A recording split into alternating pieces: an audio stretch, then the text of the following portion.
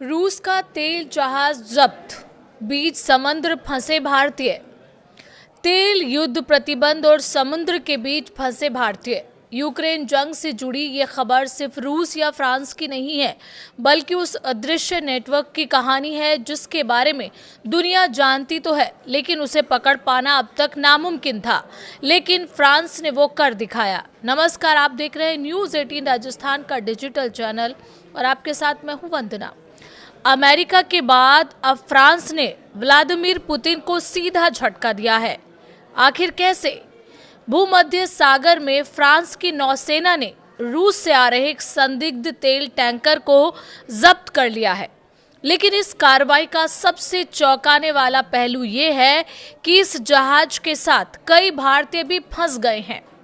अब समझिए वो एंगल जिसे अब तक कोई खुलकर नहीं कह रहा है। दरअसल ये जहाज रूस की उस शैडो फ्लीट का हिस्सा बताया जा रहा है जो खुले समुद्र में कानून, झंडे और पहचान सब कुछ बदल बदल कर पुतिन की जंग को चुपचाप फंड करती है।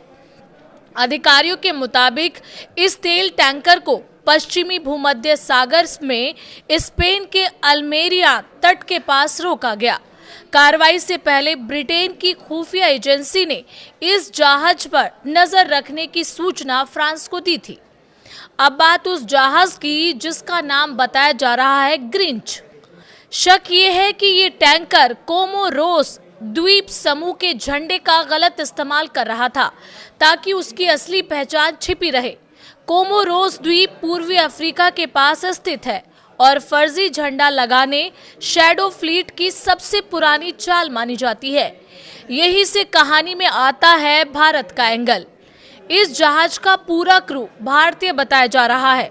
जहाज जब्त होते ही ये भारतीय नाविक अंतर्राष्ट्रीय कार्रवाई के बीच फंस गए हैं। फ्रांस की नौसेना फिलहाल इस टैंकर को बंदरगाह तक एस्कॉर्ट कर रही है, जहां इसकी गहन जांच होगी। कागजात, झंडा, रूट और तेल सब कुछ परखा जाएगा। अब सवाल ये है कि रूस के लिए ये शैडो फ्लीट इतनी अहम क्यों है? असल में तेल से होने वाली कमाई रूस की अर्थव्यवस्था की रीढ़ मानी जाती है।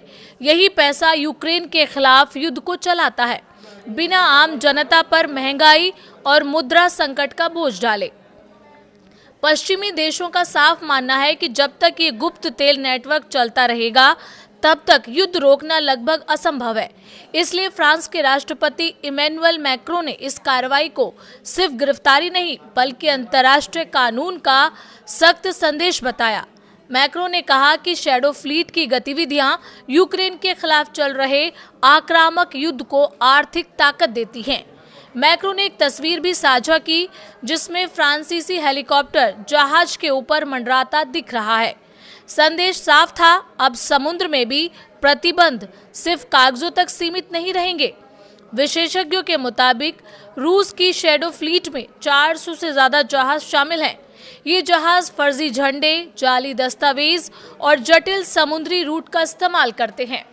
कई बार तो समुद्र के बीच जहाज से जहाज तेल ट्रांसफर कर दिया जाता है ताकि ये पता ही न चले कि तेल आया कहां से। यानी ये सिर्फ एक जहाज की जब्ती नहीं है, ये उस छाया में चल रहे साम्राज्य पर वार है जो युद्ध को ईंधन देता रहा है। अब देखना ये है कि क्या ये कार्रवाई पुतिन की शैडो फ्लीट की कमर तोड़ पाएगी और इन सब के बीच फंसे भारतीयों का क्या होगा, क्योंकि समुद्र में चल रही इस जंग में अब सिर्फ देश नहीं, इंसान भी बीच में आ गए हैं। क्या कहना है आपका इस पूरे मसले पर? आप हमें कमेंट करके बता सकते हैं।